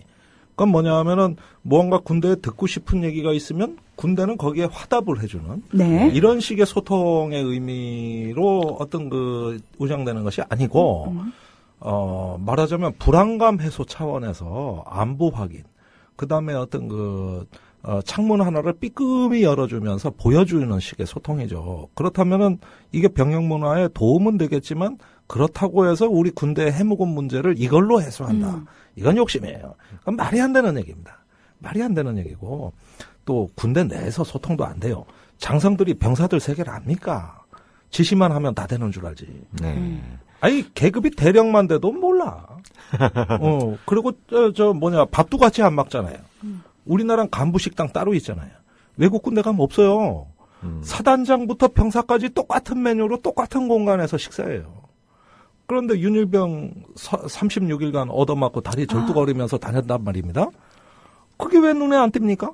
밥 먹는 게 다르고 공간이 다르기 때문이에요. 여기서 무슨 소통이 되겠어요? 네. 소통이라는 건 뭐냐면은 나의 문제를 하고자 하는 나의 문제에 대해서 누군가는 그 문제를 듣고 답을 해주는 이걸 소통이라고 하는 겁니다. 디맨드와 서플라이. 이런 걸 수요와 공급 이런 걸 소통이라고 하는 것이지. 그러니까 진짜 알고 싶은 것, 듣고 싶은 것에 대해서 화답을 해주는 게 소통이지. 네. 자기네가 보여주고 싶고 말하고 싶은 것만 하는 것이 소통은 아니다. 소통은 아니다. 그렇죠. 아주 그런 면에서 소통이 아니라 이거는 일종의 관리입니다. 관리. 네. 관리를 위한 어떤 그 하나의 작은 장치에 불과했던 거예요. 그렇다면 없는 것보다 낫겠지만. 네, 풀타임 관리 체계로 가겠다는 거 아닙니까? 풀타임 관리 체계로 가겠다. 그렇게 된다면 사실은 병사들 입장에서 결코 편해지지 않을 것이고요. 또 그걸 관리해야 되는 계급 입장에서는 일이 더, 일이 더 늘어난 거죠. 예. 그러면서 어떤 인간 사이의 어떤 좀 유대관계, 신뢰관계도 또 무너지기 쉽고 그런 건데요. 그러니까 변명하는 거예요. 그게 더 스피커로 이제 퍼져나가나 변명, 이스큐스 한다. 네. 예를 들면 우리 지금 연말정산으로 열받아 있잖아. 네. 지금 세금 폭탄 아니에요. 그 왜 이렇게 세금이 늘어나느냐 하고 하는데 정부가 딴청을 부린단 말입니다. 증세 안 해다. 자, 이런 게 소통의 실패입니다. 네. 이런 걸 소통의 실패라고 하는 겁니다. 화답을 하긴 하는데 엉뚱한 화답을 하는 것이죠. 그러면은 이런 소통이 잘 돼서 어느 정도 사람들 간의 갈등, 감정적인 앙금을 우리가 좀 줄여줬다. 이런 소통이 됐다. 이런 대화가 아니잖아요. 왜 증세했냐 그러니까 증세가 아니라 그러니까. 오히려 이런 식의 어떤 그 세법 개정안에 대해서도 뭔가 소득 재배분을 위해서 합리성이 있다고 지금도 주장을 하는 거 아닙니까? 그런데 생계에 지장을 초래할 정도의 지금 사태까지 가고 있는 거거든요. 예년에 2배 반 이상 세금 무는 사람들 많아요. 그러니까 2달 반 월급이 날아가는 거예요. 그런데 증세가 아니라는 답변이 돌아왔을 때 사람들이 답변을 듣긴 들었는데 이것을 소통한다고 얘기할 수 있을까? 열받는 거죠. 지금 비슷한 얘기를 하셨어요. 서태훈님께서요. 군대 보낸 지 3개월 되셨다고. 요즘은 손편지보다 인터넷 편지 많이 쓰는데 웃기는 게 대답 없는 메아리처럼 내 말만 한다. 그런 것이죠. 이런 것은 소통이 아니에요. 그리고 한 가지 제가 팁을 드리자면은 군대에서 이제 아들이 휴가를 나왔어요. 네. 엄마, 아버지가 만났단 말이에요. 이제 집에 와서, 야, 니네 군대 생활 어때? 요즘 군대 많이 좋아졌지, 그럼? 저 행복해요. 걱정 마세요. 아무 일 없어요. 우리 부대 좋아요. 이렇게 아마 대답하는 게 90%가 넘을 겁니다. 넘는데, 왜요? 얘가 친구를 만났을 때는 말이 달라지는 거야. 네. 못 견디겠어. 걔가 때리기도 해. 부모한테 못 털어놓는 거지. 그렇죠. 친구한테 나이 20살 넘으면은 그래도 친구한테 사실대로 얘기하는 경우가 거의 다고 부모한테는 대부분 좋다 그런다고 걱정할까봐. 네. 그러니까 부모가 그러면 의례적인 이것도 소통이 아닙니다. 이것도 소통이 아닌 거예요. 그러면 부모 입장에서는 도대체 이 아이가 그런 내적 고민을 안고 있는지를 어떻게 일단 알아야 될 거 아니에요. 네. 그리고 설사 근데 또 문제가 문득 알았다고 해서 밖에 있는 부모가 군 안에 있는 내 아들을 위해서 무엇을 할 수 있을까라는 자괴감도 저는 왜 아들이 없는데 그런 느낌이 들까요? 얼마 전에 만난 어머니 한 분은 아들이 군 생활에서 이제 특히 이제 한겨울에 맨손으로 걸레 빨아서 이제 바닥 닦고 이런 것들이 너무 힘드니까 이제 이제 병영 생활 개선 간담회에서 그 문제를 좀 얘기를 했대요. 하다못해 고무장갑을 좀 깊게 해달라든지. 그래서 그게 처리가 안 돼가지고 집에 와서 엄마한테 그 얘기를 했고 엄마가 이제 그 부대에 전화를 해서 내 아들이 이런 얘기를 했는데 자기가 생각해도 충분히 상식적으로 합리적으로 풀 수 있는 문제인데 왜 그걸 안 풀어주느냐. 그래서 아들이 어떻게 했냐면 관심병사로 분류돼 버렸대요. 그래서 그래서 어머니가 그 한 달 전쯤 됐나? 강연장에서 막 눈물을 흘리시더라고요. 예. 그러니까 그 주변에 있는 사람들이 그 얘기 들으면은 누가 그 군대 가 있는 아들이 예, 정말 뭐 잘 지내고 있으면 다행이지만 정말 이래저래 이제 심적 뭐 육체적 고통이 있다고 하더라도 부모님한테 그런 얘기를 할 수 있겠어요. 할 수가 없어요. 예. 자, 윤일병이 이제 그 작년 4월 7일 날 사망했습니다. 근데 4월 5일 날이 부모들이 오는 행사예요. 부모들이 방문하는 행사거든요. 네. 그런데 위에 하사가 윤일병한테 시키잖아요. 부모님 오시지 말라 그래. 왜냐? 하도 맞아서 다리가 퉁퉁 부어서 절뚝거리고 다녔거든. 네. 야, 부모님이 그거 보면은 네. 얼마나 마음이 아프겠냐. 그랬는데 윤일병이 수용을 한 겁니다. 네. 맞습니다. 그래가지고 저기 부모는 엄마는 그 부대 방문하려고 이미 채비를 하고 있었는데 거기다 전화를 해서 엄마 오지 마. 지금 저기 특수 훈련 기간이고 지금은 안 되고 다음에 와. 이렇게 해가지고 그 엄마가 못 갔잖아요. 네. 그리고 사망한 거예요. 그런데 누가 봐도 한눈에 알 수 있었거든. 이 구타를 심하게 당했다는 걸. 네. 그런데 재판장에서나 뭐 그 뒤에 어디 뭐 집회가 있을 때마다 부모가 제일 한이 쌓인 게 이 대목이에요. 그때 면회를 갔더라면 어쩌면은 살릴 수 있었다고 보는 거죠. 네. 그런데 못 오겠어요. 자, 그러면은 어떻게 된 겁니까? 부모한테도 숨긴 겁니다. 그것도 또 여러 사람이 공모한 거예요. 네. 그러면은 저기 휴가 나온 아들이 하는 말을 어떻게 다 믿습니까? 그걸 믿을 수 있냐고. 오히려 부모가 더 차단되는 거 아니야. 그리고 또 누군가 구타당하는 걸 본 목격자가 있다 하더라도 왜 그놈 보고 신고 안 했냐. 이게 국방부 시각이거든요. 네. 신고하는 사람 거의 없습니다. 거의 없어요. 신고했다가 어떤 일이 벌어지겠습니까? 압도적인 네. 수적인 힘에 몰릴 때 개인이 그걸 극복을 못한단 말이야. 물론 그럼에도 불구하고 신고는 했었어야지. 신고했었어요. 이게 원래는 맞지. 그렇다 하더라도 했었어야 돼요. 민주시민으로 훈련이 됐다면은 우리가 민주주의 기본권, 생명권에 대한 의식이 있다면 신고했었어야 됩니다. 그건 맞는 얘기예요. 네. 근데 대다수가 안 한다는 데 문제가 있는 거예요. 안 해. 집단의 권위에 질식돼. 이런 거예요. 그러니까 고로 소통은 이런 것들을 누구 눈치를 보지 않고 자기가 있는 그대로의 생각을 얘기하는 거. 이런 걸 소통이 되는 거라고 하는 거. 네. 사실 그러니까, 국문화 개선과 관련해서 끊임없이 얘기들은 많이 나오고 위원회 구성도 많이 되고 거기 참여도 정말 많이 하셨잖아요. 네. 근데 왜 말씀하신 소통은 언제 되는 겁니까? 되기는 하는 겁니까? 될 가능성은 있는 겁니까? 그것은 하나의 가장 큰 주범이 우리가 많은 문화를 연구해봤단 말입니다. 놀이문화, 언어문화 뭐 이런 것들 병역 내에서 또 연구를 해보면은 핵심은 서열문화였어요. 권위에 대한 어떤 그 복종, 집단의 권위에 대한 어떤 자기 부정 이거였거든요. 그 서열 문화가 주범입니다. 이거는 어떤 직장이나 학교도 사실은 마찬가지인데 부모가 전혀 생각지도 못하는 다른 현실 감각을 아들이 갖고 있는 겁니다. 전혀 다른 현실 감각. 그 집단에 딱 들어가 보니까 여기에 리더가 저 이병장이야. 그다음에 모든 상병병장들이 걔 말에 복종을 해. 안 그러면은 죽어. 그다음에 쟤는 무시당하면은 마구마구 주먹을 휘두르는 애야. 그렇다면 저 리더한테 복종을 해야 내가 살아. 이런 현실 감각이 생기는 거예요. 네. 새로운 규칙이 내면화돼가지고 나의 현실 감각으로 이럴 때 하나의 새로운 타입의 질서가 받아들여지는 거죠. 이 부분에 대해서 잘 이해가 안 가신다면은 윌리엄 골딩이라는 사람이 쓴 그 파리대왕이라는 소설을 일독을 권합니다. 네. 그 영화로도 나왔어요. 거기에 보면은 무인도의 소년들이 표류하다가 무인도에 상륙했는데 전혀 새로운 질서가 형성이 되거든요. 그 이전까지 자기가 몸담았던 사회의 민주적 규범이 붕괴됩니다. 그러면서 새로운 서열 구조가 생기잖아요. 이게 현실 감각을 획득하는 거죠. 그러다 보면은 그 집단의 권위에 복종할 때 여러분들 개인에 대해서 너무 과대평가하지 마세요.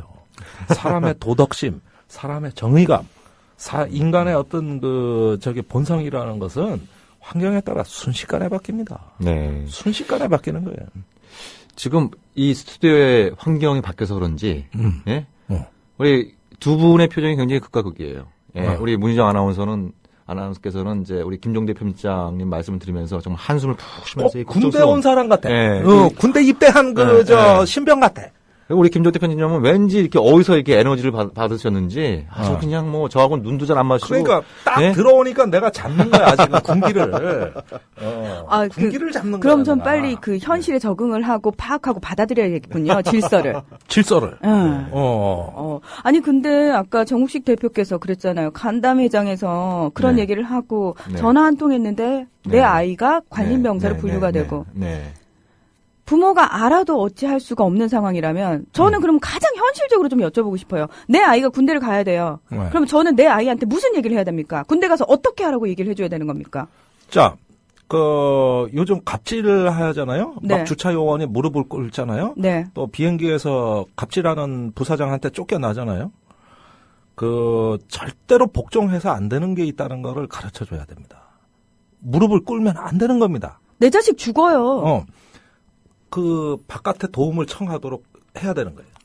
그러니까. 일단 아미콜에 전화를 하시고요. 아미콜, 군인권센터에 하셔가지고, 헬프콜, 아미콜이 있는데, 그걸 할 용기를 네가 가져야 된다. 아, 무조건. 더 비굴해지면 안 된다. 더 비굴해지면 안 되고, 내가 하나의 민법상 20살 넘으면 성년이잖아.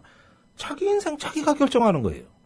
아무리 권위가 있고 하되, 복종은 하되, 넘어서 안 되는 선을 넘을 때 이때 인간은 도움을 요청하거나 신고를 해야 되는 겁니다. 학교에서 왕따가 있어요. 집단 따돌림이 있습니다. 당하는 학생이 경찰에 신고하면 사라집니다. 왕따 사라져요. 못해요. 더 못 괴롭힙니다. 신고하지를 않는다는 데 문제가 있는 거예요. 신고 안 해요. 그 폭력, 고통을 그대로 수용합니다. 그리고 비통해하는 거예요. 그 비통을 향유하는 가해자가 있는 거거든요. 그렇죠. 그게 있는 거예요. 그러면 내 아이한테 무조건 군인권센터에 전화를 해라. 전화를 해라. 너의 존엄성이 정말 짓밟혔다고 생각할 땐 더 이상 참지 말고 거기에 대해서 저항을 하라고 얘기를 해줘야 되는 건가요?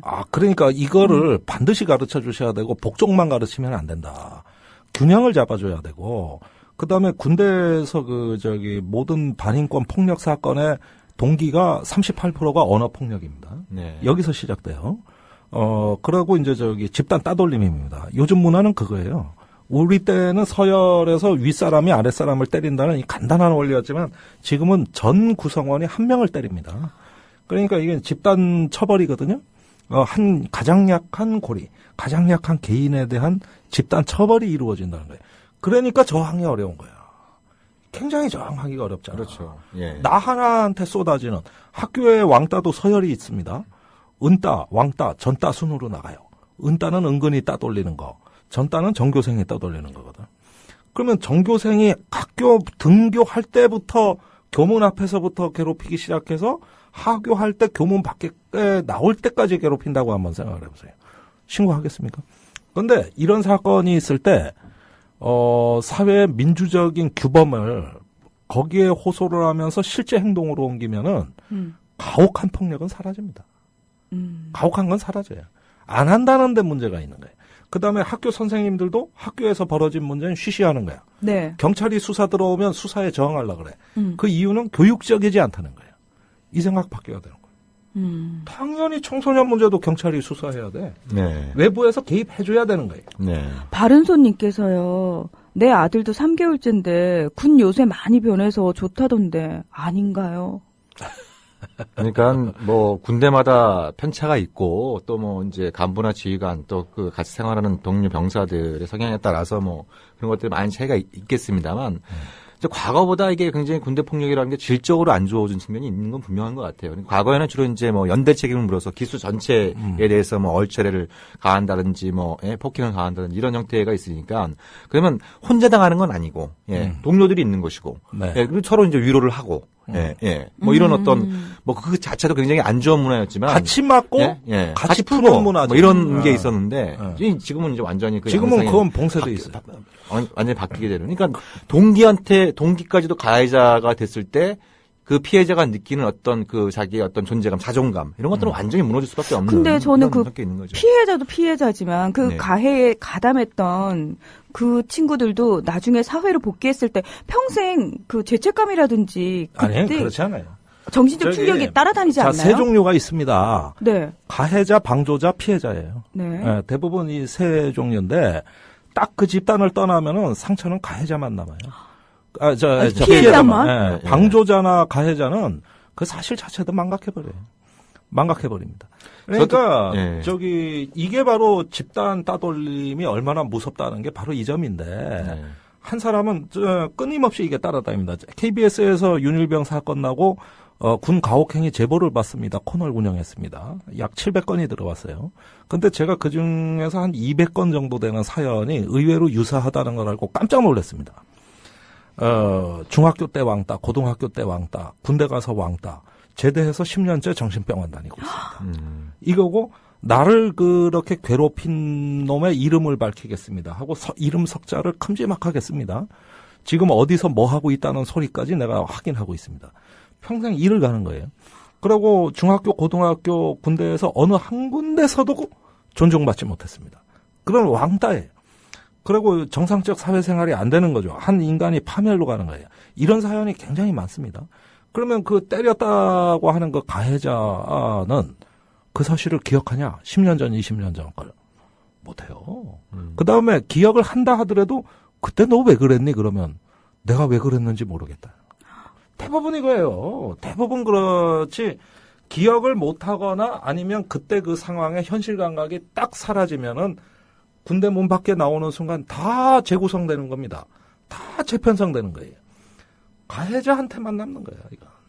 피해자한테만. 지금 그 우리 사회에 작년에 이제 그 윤일병 사건이 우리 사회에 던진 충격, 그리고 이제 바뀌어야 된다라고 하는 이런 어떤 그 공감들이 굉장히 좀 확산이 시킨 계기였다고 한다면 이번에도 지금 우리 사회에 아주 중대한 경고를 울리는 그 사건이 발생했다고 좀 언론에 보도되고 있지 않습니까? 네. 그 이제 김모군이 뭐 IS에 뭐 가담했다라는 이런 IS에 가담했다. 그 김모군이라는 학생이 뭐 이미 이제 중학교 다닐 때 학교에 도저히 이제 그 적응을 못하고 학교가 싫다는 이유로 이제 싫다면서 이제 자퇴를 해서 집에서 홈스쿨링을 하고 있었고 그리고 막 이제 그 뭐 SNS에 남긴 글들 이런 것들이 지금 언론을 통해서 이제 보도가 되고 있습니다만 나라가 싫다. 예. 그러니까 그 어린 아이가 10여 년 동안 보고 느꼈던 것은 학교가 싫고 예, 자기가 살고 있는 나라가 싫고. 왜 사는지 모르겠다. 이런 어떤 부분들이 과연 김목은 한 명뿐이겠느냐. 이런 부분들이, 굉장히 이제 일탈된 형태로 이제 좀 나타나고 있습니다만 이건 또 우리 사회에 굉장히 중요한 어떤 그 경고의 메시지를 보내고 있는 이런 상황인데 아까 우리 편집장님께서 굉장히 좀 울분을 토하듯이 말씀하셨습니다만 결국 내놓는다는 대책이 그 인식실에다가 칩 하나 달아가지고 24시간 막 그거 감시하고 통제하고 거꾸로 가는. 그래서 사람은 굉장히 이게 이 자존감을 없애고 스트레스를 계속 또 이제 가중시키는 이런 형태로 이제 자꾸 대책이 나오면은 그렇죠. 이런 게 개인적인 일탈이 아니라 이런 일탈형 사건들이 계속 늘어날 수밖에 없다. 그거는 우리 사회가 IMF 이후로 이제 하는 어떤 교육과 어떤 집단의 어떤 원리가 어떤 더 강력한 공고한 서열 문화로 바뀌었기 때문입니다. 이게 지금 문제인데 예를 들면은 자기 인생을 살아본 적이 없는 애들이에요. 중학교, 고등학교 자기 의사대로 한 겁니까? 내가 그 학급에 들어가고 싶고 내가 저 담임 선생님 뭐 해달라고 해서 된 겁니까? 강제로 된 거예요. 그러면 군대 가서 이 중대, 이 소대에 내가 간 게 내 선택입니까? 강제로 간 거예요. 대학교에 내가 저기 어디 뭐 국문학과 선택했다. 언뜻 보면은 내 선택인 것 같지. 천만에 수능 점수에 맞춰서 한 거예요. 이것도 강제입니다. 그리고 직장에 이제 가고 하는데 자기 인생을 언제 살아봤어? 내 인생 살아본 적이 없어요. 집안에서요, 초등학생이 6분 내지 9분에 한 번씩 부모 잔소리를 들어요. 이렇게 통제된 생활을 하는데 한 번도 자기가 자기 인생을 결정해 본 적이 없고 남의 인생을 살았고 내가 뭘 해보려고 하면 부모라는 거대한 산성이 버티고 있고 조직이라는 어떤 거대한 권위가 버티고 있기 때문에 나의 언어로 내 인생을 표현할 능력이 없는 애들이에요. 그러다가 이것이 장기간 축적이 되다 보니까 왜 사는지 모르겠다. 내가 뭐지? 난 왜 이렇게 살아야 돼? 그리고 서적 구입비의 70%가 20대가 자기개발서입니다. 삶의 가치를 언제 고민해봤냐, 이에요. 그러면서 무언가 좀 새로운 가치를 추구하려고 그러면 돌아오는 말은 뻔하죠. 공부나 해. 너 지금 그 성적 갖고 취직할 수 있어? 돌아오는 말은 이거거든요. 언제 내 인생을 삽니까? 못 살아요. 그러다 보니까 고등학생 설문조사의 1위가 이성 문제, 외모 문제, 진학 문제가 아니라 사는 의미를 모르겠다가 1등으로 나옵니다. 왜 사는지 모르겠다. 왜 이 짓 해야 되는지 모르겠다. 이게 1위예요. 그러니 우리가 애들을 어떻게 만들었습니까? 괴물로 만든 겁니다. 그렇죠. 지금 사람으로 만든 게 아니라 기계를 만든 거예요. 기계를. 이런 식으로 해서 수직적인 경쟁 서열에 쑤셔 넣어버린 겁니다. 어떻게 됩니까? 거기서 첫째, 남의 고통에 대해서 공감을 못 느낀다. 지금 두 번째, 사회적 문제에 대해서 관심이 없다. 세 번째, 일탈을 꿈꾼다. 네 번째, 불완전한 자아가 잘못 구체화되면 타인에 대한 공격 본능으로 나온다. 이러다가 자꾸 우리 김종대 편집장 말씀 듣게 되면 우리 문희정 아나운서가 결혼해서 애 낳고 싶은 생각이 없어지겠어요. 결혼이란 것 자체가 싫어지네요. 네. 예. 저렇게 이쁜 여자가 안 하면 낭비잖아. 네, 아주 우리 문아원서께서 군대에 대해서 궁금하다는 질문 하나를 가지고 우리 김종대 편집장께서 무려 30분 동안 파워오브 원이네요. 한 사람이 바뀌었다고 이렇게 이 방송의 문화 자체가 이렇게 확 바뀌어지는 제가 미처 예상하지 못했습니다. 그러면 군 문제도요. 이렇게 한 사람이 바뀌면 뭔가 확 획기적으로 바뀔 수 있는 걸까요? 그 문화라는 거는 하루아침에 바뀌진 않겠죠. 네. 예, 문화라는 거는 전승이 되는 거고, 리처드 도킨스라는 생물학자가 오늘 여러 명 나오네요. 집단에도 유전자가 있다 그랬어요.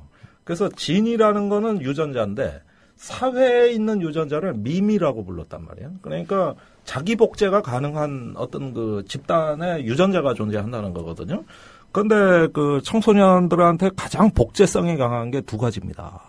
폭력하고 흡연 문화입니다. 예, 그 폭력엔 자살도 들어갑니다. 한번 자살 열풍이 부르면 걷잡을 수 없습니다.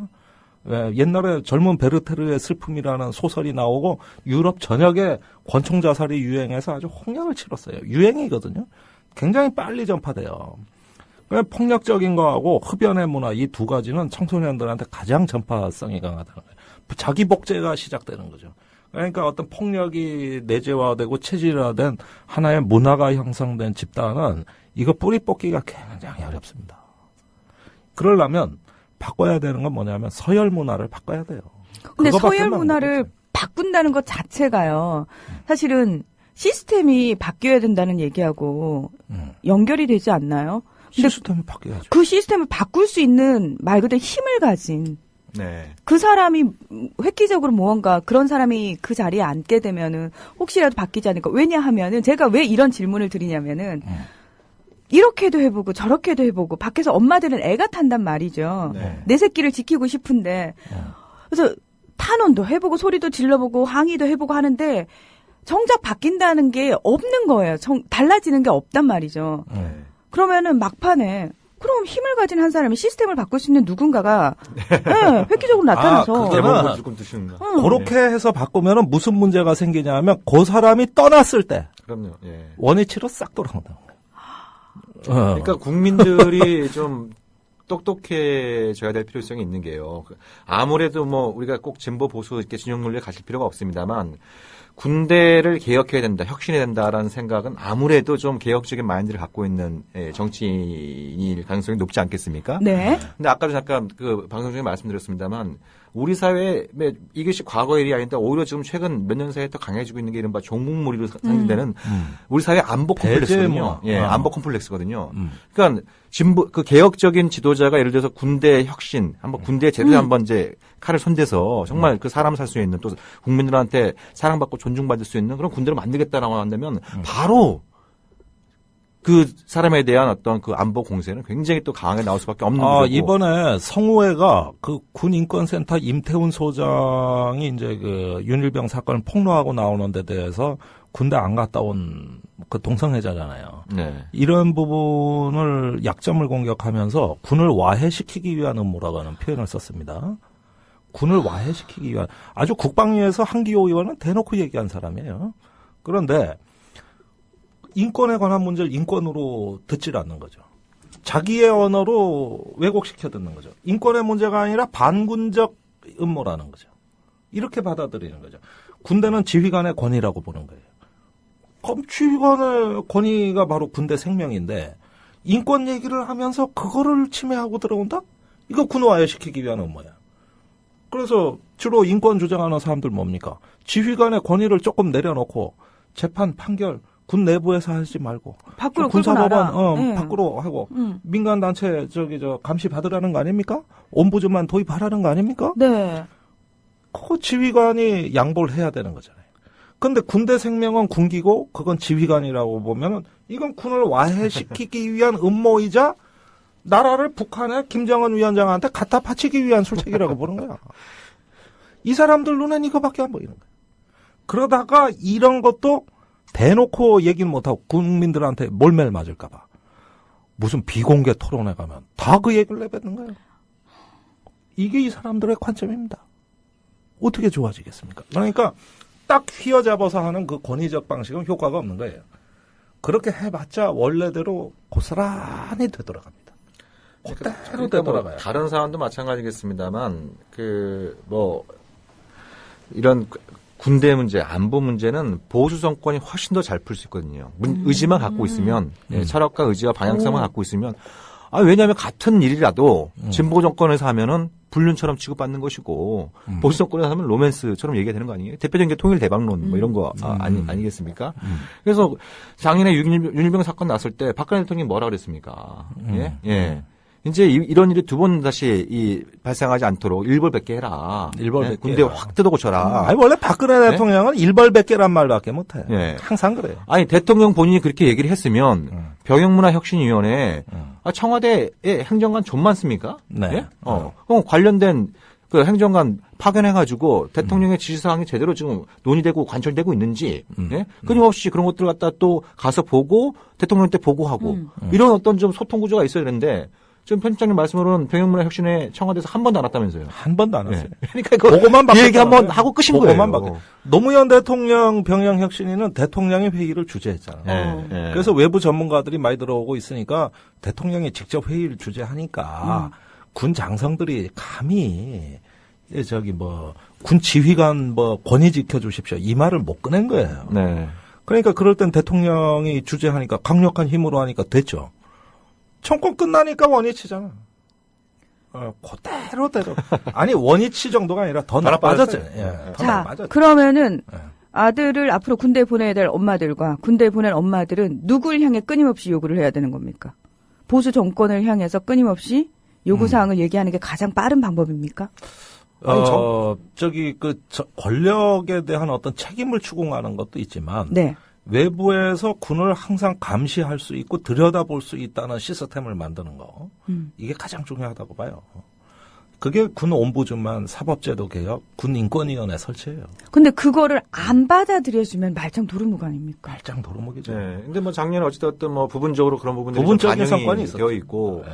어찌됐든 이 관련해서 상당 부분 이제 입법 조치가 필요하고, 그런 부분들 관련해서 국회에도 특위가 구성되어 있으니까 우리 어머니들께서 할 수 있는 것 중에 하나는 그 특위위원들한테 전화하셔가지고 지금 관련해서 이거 좀 이 문제와 관련해서 공부를 해봤는데 예를 들어서 이런 것들이 필요하더라 저런 것들이 필요하더라 이걸 지금 이 국회 특위에서 제대로 논의하고 입법화 조치하는지 우리가 두 눈 똑바로 두고 똑바로 지켜보겠다. 사실 정치인들 입장에서는 그런 전화가 제일 무서운 거거든요. 그러고 이건 어떤 중간 과정에 우리가 해야 될 민주적 조치라고 보면 되겠고 가장 궁극적인 건 뭐냐면은 개개인이 민주 시민의 어떤 그 의식을 충분히 숙달하고 또 그것을 수용한 민주적 시민들이 군대에 가서 자기의 어떤 규범대로 살아야 된다는 겁니다. 문제는 본인한테 있어요. 가장 중요한 건 그겁니다. 근데 애들한테 보호만 해주려고 그랬지 자존감을 심어줬느냐 우린 애들한테 이것도 반성해야 됩니다. 자각된 인간 자유의지를 가진 개인이 자기의 조직에서 부여한 책임은 수행을 하지만은 그에 맞는 나의 권리 역시도 소중하다는 걸 인식하고 그에 걸맞는 행동이 나와야 되는 겁니다. 근데 너무 이상적인 말씀이신 게 내 아이를 그렇게 키우더라도 이 아이가 대부분의 시간을 보내는 또래 집단에서는 이미 복종이 문화화돼 있단 말이죠. 학교에서 교육받는 부분이. 잘못된 교육이죠. 그렇죠. 근데 중요한 거는 내 새끼만 그렇게 키운다고 해서 될 문제가 아니라는 데서 문제가 오는 거예요. 그러니까 이제 그런 그런 부분들이 이제 교육 현장을 보더라도 뭐 제가 교육 전문가는 아닙니다만 아무튼 그런 문제의식 때문에 많이 생기는 게 이제 혁신학교. 네. 이런 그렇죠. 문제지 않습니까? 예. 근데 혁신학교 교사 뭐 제 그 친구들 중에도 교사가 있어서 물어보고 그러면 아이들의 그 이전에 이제 그 일반 학교 있을 때하고 아이들이 질적으로 굉장히 많이 바뀐 게 느껴지고 그렇죠. 그런 건 상당히 이제 보람으로 느끼고 있는 거죠. 그렇죠. 예. 그러니까 맞아요. 내 아이를 갖다가 어렸을 때부터 뭐 이제 그 학원으로 뺑뺑이 돌리고 과외 공부 시켜가지고 뭐 좋은 입학 사정과 만나갖고 뭐 명문대로 보내겠다라고 하는 이 욕심만 버리면 아이들도 얼마든지 다르게 키울 수 있는 그런 그 길들은 이미 많이 만들어지고 있잖아요. 그런 어떤 이제 과정을 통해서 커간 아이들이 군대에 가서도 또 군대 이후에 사회 나와서도 기본적으로 자존감을 잃은 그 사람이 정상적인 삶을 할 수 있다라고 하는 건 우리는 꿈도 꿀 수 없는 얘기이기 때문에 뭐 그러니까 부모 스스로가 한번 이런 문제들에 대해서 이제 한번 접할 때 본인 스스로도 한번 되돌아볼 수 있는. 그러니까 내가 보기엔 부모들이 문제가 더 많아. 애들 얘기하기 전에 우리가 저기 생존의 공포에 내몰려가지고 항상 불안한 정서를 안고 사는 기성세대가 되다 보니까 그 정서를 애들한테 물려준 거예요. 그래 불안하니까 어떻게 돼? 더불어 사는 게 아니라 나만 잘 사는 방법을 빨리 알려주고 싶은 거야.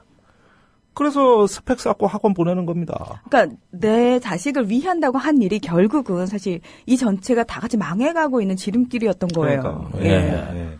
그래서 요즘 애들 보면 너무너무 불쌍해요. 너무너무 그 불쌍하고 예, 특히 뭐 아까 김정대 편집장께서 말씀하신 것처럼 애들 설문조사 해보면은 사는 이유를 모르겠다. 아니 이런 게 제일 많이 나온다라고 하는 게 이게 과연 정상적인 사회냐. 이거는 이거 정말. 저기 뭡니까 국민소득이 이제 3만 불을 바라보는 나라에서 어떤 개개인의 행복을 희생시키고 정글의 법칙으로 만인 대 만인 투쟁으로 사람들을 몰아넣음으로써 얻어진 성과예요. 그리고 경제 성장률 0.1%만 뭐 부진해도 그거 갖고 그냥 그 사회가 망한 것처럼 떠들썩거리는 외형적 성장주의. 그 성장을 합리화하기 위한 지배와 복종의 구조의 정당화. 그것을 개개인한테 공포스럽게 주입시키는 이런 과정에서 나오다 보면 왜 군대만 문제입니까? 지금 직장은 더 문제예요. 갑질하는 거 보십시오. 땅콩 회항하는 거 보세요. 아파트 경비원 분신 자살하는 거 보세요. 왜 이렇게 됐습니까? 인간이 인간을 지배하고 복종하는 관계로 양분했기 때문이에요. 이걸 무슨 우리가 사람을 이렇게 분리하고 나누고 일하는 게 바람직스럽지 않다고는 하지만은 실제 양극화가 되고 있지 않습니까? 각과 을로 의식마저 분열시켜 놓고 있잖아요. 그렇게 함으로써 어떤 인간적 연대의 연결고리가 하나씩 끊어지고 나면 남는 건 갑질이에요. 아니면 자살하든가.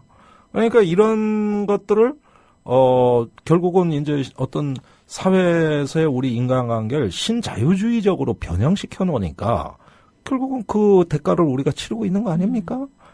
그러니까 제가 저는 인생 사는 소신이 거지부터 대통령까지 친구를 다 만든답니다. 누구나 만날 수 있어야 됩니다. 성향이 다르고 관점이 다르더라도. 왜 대화가 안 됩니까? 요즘도 망원역 근처에 그 전집에 좀 자주 가시는지, 망원시장 쪽에. 예전에 거기 좋아하세요? 아니요, 예전에 그런데 술도 자주 드시고 막 그런 얘기를 제가 방송에서 들은 것 같아요. 김정대 편집장님. 네. 요즘도 자주 가십니까? 끝나고 그럼 갈까요? 내가 그 재미로 사는 사람인데 그러면 예. 예, 거기 전집 저도 거기 단골집입니다만 가성비가 아주 뛰어난 그런 그 전집인데 네. 언제 우리 그 문화원 손님 모시고 저희들이 한번 거기 좀 안내해 드리죠. 갑시다. 우리가 방송에서만 그 가이드 하지 마시고 그런 좋은 술집 또 좀 가이드 역할을 좀 편집장께서 좀 많이 해주시기 바랍니다. 네, 제가 가이드 하겠습니다. 네. 오늘은 저희가 이렇게 셋이서 꾸며봤지만 다음 주부터는 확실히 좀 달라지죠? 네, 달라져요. 네. 다시 한번 안내 말씀드리면 1부 때는 우리 문희정 제가 이 우리라는 표현은 습관적으로 붙이는 겁니다. 예. 문희정 아나운서님과 김정대 편집장께서 이제 대담 형식으로 진행을 할 예정이고 2부 때는 제가 주로 좀 진행을 맡고 가능하면 게스트를 모시고 해당 주제에 대해서 좀 심층적인 얘기를 듣는. 그래서 1부 때는 좀 웃을 수 있는 기회가 좀 많을 테고 2부 때는 좀 똑똑해질 수 있는 기회가 많은. 저희가 보자고. 은근히 비슷하는 거예요, 이거. 저희가 개그를 담당하게 됐네요. 본의 아니게. 하자고. 나 재밌게 할 거야. 저는 완전 재밌는 사람이에요. 네. 완전히 재밌게. 네, 우리 그러면 저기 오늘 데뷔하셨으니까 네. 클로징 멘트는 우리 문희정 아나운서께서 멋지게 한번 해주시죠. 네, 김종대 정욱식의 진짜 안보 두 분 오늘도 고맙습니다. 고맙습니다.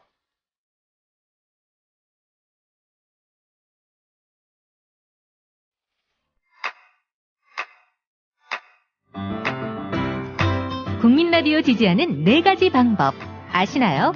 다운로드하기, 별점 주기, 댓글 달기, 구독하기. 국민라디오를 보다 많은 이들에게 전할 수 있는 가장 손쉬운 방법. 다운로드하기, 별점 주기, 댓글 달기, 구독하기. 잊지 마세요. 다운로드하기, 별점 주기, 댓글 달기, 구독하기.